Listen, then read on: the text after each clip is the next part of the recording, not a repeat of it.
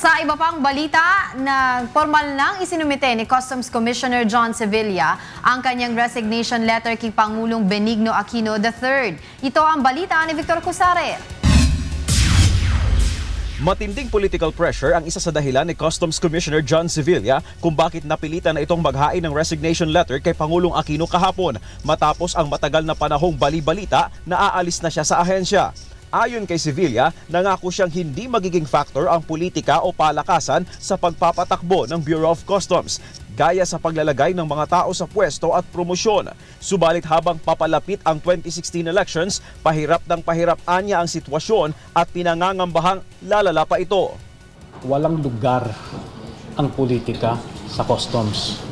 Walang lugar ang palakasan sa customs. Pag pinagbigyan mo yung isa, ang daming hihingi.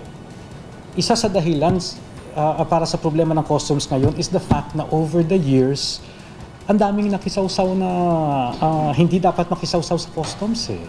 Inihalimbawa ni Sevilla ang pagtutulak umano ng isang religious group kay Attorney Teddy Raval na maging pinuno ng Enforcement and Security Service o ESS na isang presidential appointee position. Ngunit tutol siya sa naturang ideya.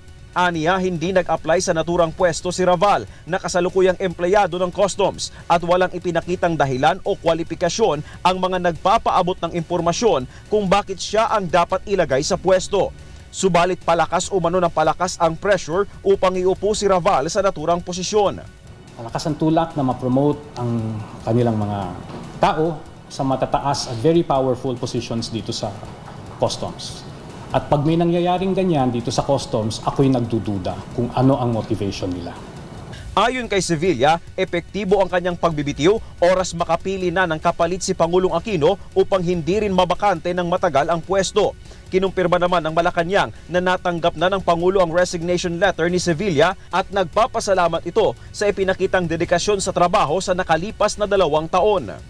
In behalf of the President, Secretary Cesar Purisima, thank Commissioner Sevilla for his exemplary leadership in implementing reforms in the Bureau of Customs and for his dedicated service to the nation.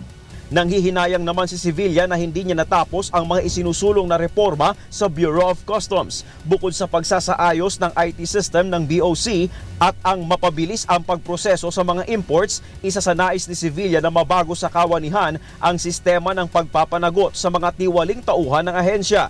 Aniya, sa 30 sinampahan niya ng administrative case, isa pa lang ang nareresolba, habang ang 29 ay hindi pa naparurusahan at patuloy na nagtatrabaho sa BOC. Umaasa si Sevilla na may kakayahan ang papalit sa kanya upang ituloy ang reforma sa ahensya.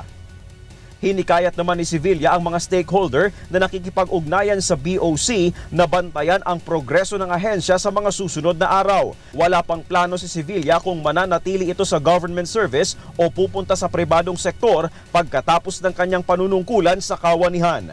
Victor Cosare, UNTV News, Worldwide.